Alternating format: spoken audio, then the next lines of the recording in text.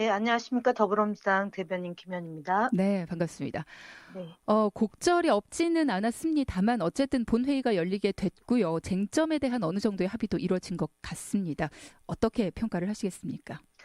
일단은 뭐 앞서 앵커님께서 말씀하셨지만 42일 만에 그 여야가 극적으로 합의해서 예. 오는 18일 날 추경안과 그 드루킹 특검을 동시 처리하게 된 점에 대해서는 뭐 그나마 다행이다라고 생각합니다. 함에도 음, 불구하고 예.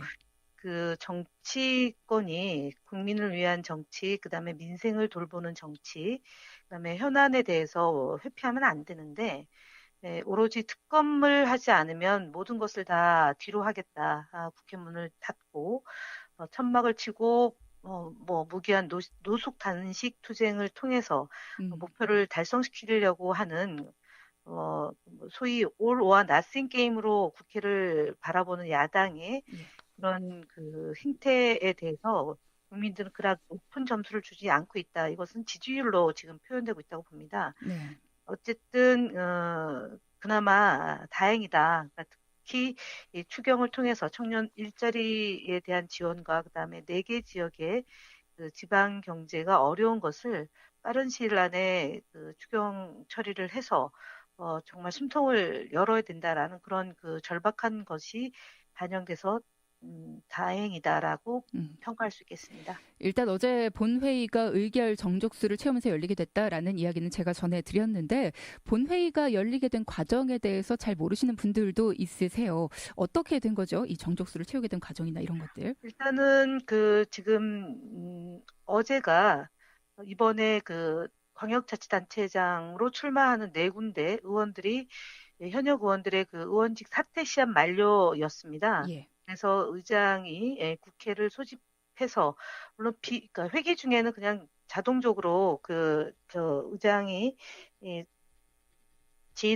도장을 찍으면 되는데 예. 지금 회기 중임에도 불구하고 야당이 그 국회를 열어놓고도 지금 정상화에 임하고 있지 않았던 상황이지 않습니까? 여야가 합의해서 이제 열어야 되는데 네. 이것이 그동안 힘들었던 건데 여튼 이제 저희 정세균 의장이 국회를 소집했고 소집하고 나면 147석이 그러니까 제적 그 의원의 가반수가 있어야만 되는 건데 당시 이제 자유한국당을 빼고는 다 대부분의 의원들이 동의는 했습니다. 예. 그럼에도 불구하고 자유한국당이 그 들어오지 않으면 어쨌든 국회가 정상적으로 운영되는 것은 아니기 때문에 그리고 두 번째는 그 자유한국당이 로텐도어에서 점거하면서 그 의사 일정을 방해한 혐의도 있거든요. 근데 그럼에도 불구하고 여야가 합의하에서 그 추경과 의원들 네 명에 대한 사퇴서를 동시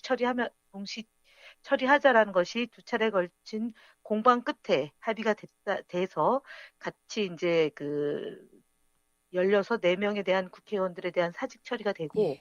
그리고 앞서 말씀드렸던 특검과 추경안이 동시에 처리되는 형태로 해서 지금 이후 그 원만하게 국회가 음. 여야 협치를 통해서 국민들께 약속을 드린 바를 실천할 수 있었다는 점을 말씀드리겠습니다. 네. 앞으로의 길이 원만할까라는 거에 대해서도 또 많이들 걱정을 하세요. 일단은 문재인 정부 들어서 첫 특검이 다음 달부터 이제 시작이 되게 된 거지 않습니까, 대변인님? 네네. 그런 가운데 자유한국당 김진태 의원은 이런 얘기를 합니다. 김경수는 드루킹 사건의 공범이 아니라 주범이자 총책이다. 뭐 이런 주장도 했는데 어떻게 보십니까? 이 얘기는 지난 4월 14일 날 아마 이게 첫 보도가 됐고, 예. 당시에 이제 그 일부 보수 언론에서 김경수 의원을 흠집내고 망신 주기 차원의 말이라고 봅니다. 그러니까 한 예. 달이나 지났는데 그 과정에서 드루킹도 여러 차례 소환 조사가 됐고, 예. 그리고 김경수 의원도 경찰에서 조사를 받고 23시간 만에 조사를 받고 나와서 사실관계를 진실되게 밝혔단 말입니다. 네. 여기에서 김진태 의원이 얘기했던 공범이 아니라 주범이자 총책이라는 것은 어불성설이고 터무니없는 허위 사실입니다. 그래서 제가 가짜 뉴스다라고 밑도 끝도 없는 가짜 뉴스라고 규정을 했는데 왜냐하면은 이 그 주범이자 총책이라는 것은 하나도 근거가 없습니다. 그리고 주범이자 총책이려면은 김경수 의원이 드루킹과 드루킹 일당에게 예. 자금을 수수하고 지시 관계가 성립이 돼야 되는데 그런 것이 하나도 발견되지 않았습니다. 네. 그리고 두 번째로는 그 김경수 의원의 그 보좌관 또는 후원금 관련해 가지고 여러 얘기가 있는데 후원금 역시 이 김경수 의원에게 그 경공모 회원들이 자발적으로 그러니까 5만 원에서부터 10만 원까지 십시일반 네네. 그 소액 후원을 했던 것으로 드러났기 때문에 이 예. 부분 역시도 그 주범이자 총책이라고 하는 근거가 되지 않습니다. 그럼에도 불구하고 음. 특검을 주장한 것은 그, 그 자유한국당이 툭하면 특검을 주장해서 국회를 공전시키고 내지는 장외투쟁을 하는 근거로 삼았습니다. 이번에 특검을 저희가 받아들였던 것은 예. 추가 경정 예산뿐만 아니라 정부 법안, 그다음에 민생 법안에 산적해 있는 것을 처리하기 위한 여야 간의 협치 차원인 것이지 특검을 해야 될 사안이 아니다라는 것에 대해서는 지금도 저희가 말씀을 드릴 수 있겠습니다. 특검을 해야 될 사안이 아니라는 건 지금도 동의를 하지만 국회 네, 정상화를 위해서 우리가 받아들일 수밖에 없었던 것이다. 네네. 라는 이야기. 근데 많은 국민들이 이런 생각을 하십니다. 뭐 여론조사 결과를 통해서도 여러 번 드러나기도 했었고요. 특검을 받아들이자라고 대통령도 이야기를 하고 김경수 의원도 이야기를 하는데 계속 민주당 쪽에서 반대를 하기 때문에 의혹이 일고 불신이 커지는 거 아니냐. 그냥 받아들이면 어떠냐라는 이야기를 했단 말이죠. 제가 좀 예, 전에도 예. 말씀드렸지만 네네. 경찰이 조사 중인 사안에 대해서 검찰도 가기 전 단계에서 특검을 한 전례는 없습니다. 그리고 경찰에서 김경수 원에서 조사됐지만 말씀드렸던 것처럼 예. 김경수 원이 주범이자 총책인 근거가 나오지 않았습니다. 그런데도 불구하고 수사 과정, 수사 초기 단계에서 특검을 주장했기 때문에 문제가 있는 거고요. 두 번째로는 뭐 물론 어저께 합의 과정에서 네. 대선 불복에 해당되는 것은 특검의 대상과 범위에서 제외됐지만 예. 중간에 야당 정치인들 입에서 나온 말씀을 복기를 해보면 네. 문재인 대통령을 특검의 범위와 대상에 포함시키고요. 예. 그다음에 대선 불복까지 연상케 하는 발언을 수차례 걸쳐 했습니다. 그렇기 때문에 저희 더불어민주당에서는 드루킹이 잘못한 부분에 대해서는 특검을 할 수 있지만 그 외의 것에 대해서는 특검의 대상과 범위에 에, 들어가는 것에 대해서는 반대했고요. 음. 중요한 것은 김성태 원내대표가 5월 3일 날 특검에 대한 논의를 하는 과정에서 자리를 박차고 나가서 무기한 단식 농성에 돌입하면서 선특검 후 추경을 강조했습니다. 그렇기 때문에 저희가 그 부분에 대해서 반대했던 겁니다. 예, 예. 그러니까 특검에 대해서는 드루킹 특검, 그러니까 불법 행위를 했던 드루킹에 대해서는 한정적으로 할 수 있다는 것은 저희 당에서 얘기를 했습니다. 예. 그럼에도 불구하고 자유한국당에서는 그 범위를 넘어섰고 특검을 선제적으로 받아들이지 않으면 추경을 할 수 음. 없다라고 얘기했기 때문에 저희가 협상하는 과정에서 생긴 문제에 대해서 얘기를 했던 것이지 네.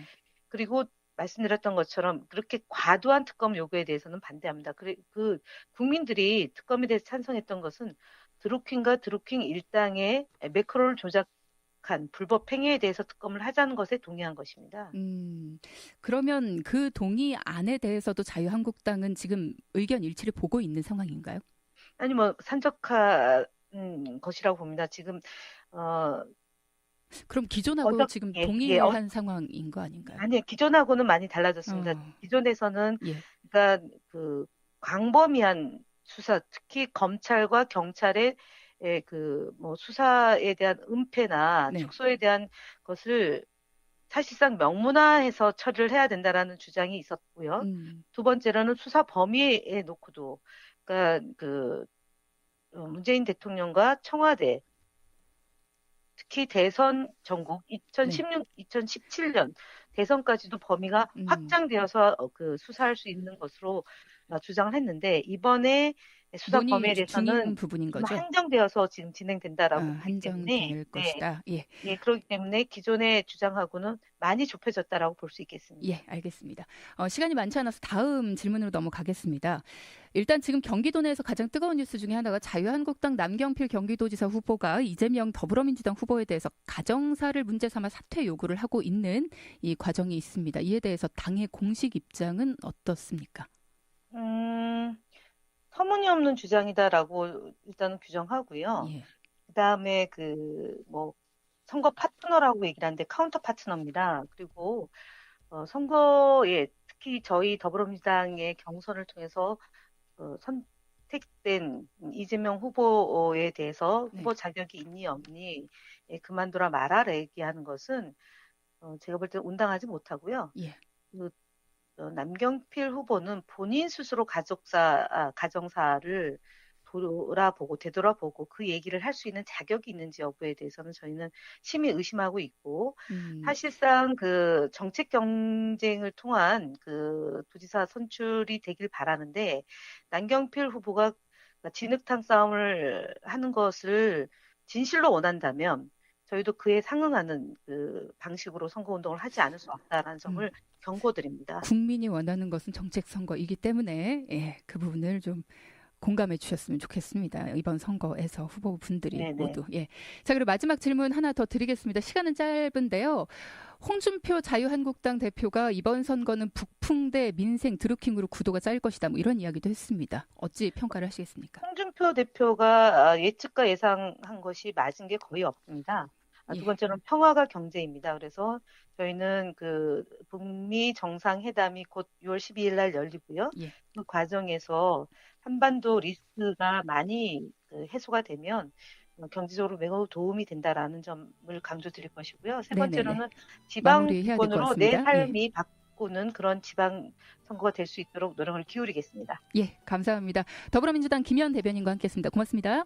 네, 감사합니다. 예, 저희 마무리하고요. 4부를 기약하죠.